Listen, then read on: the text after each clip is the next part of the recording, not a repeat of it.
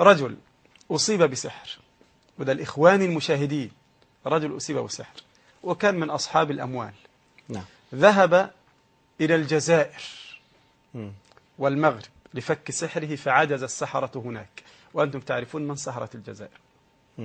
ذهب إلى اليمن ليفكوا سحره فعجزوا عن فك سحره. ودار على بعض السحرة الآخرين فلم يستطع.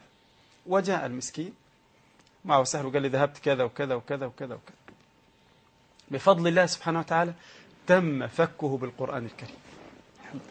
وهقول لك تم فكه ازاي وكيف وايه من الآيات اللي فكته. نعم.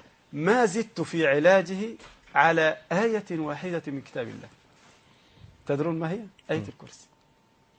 آية الكرسي. خذ شريط آية الكرسي، اسمعه بالسماعات على أذانك لمدة أسبوعين أو 3 أسابيع وارجع لي، ثم سأقرأ عليك. أنا قلت يعني هذه ستضعف الجنية جدا وقد تبطل مفعول السحر أو كذا، وبعدين نقرأ عليه لو نطق جنين نقول له اخرج.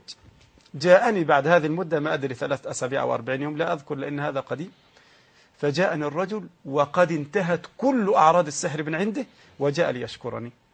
بماذا عولج؟ بآية الكرسي. الله لا إله إلا هو الحي القيوم.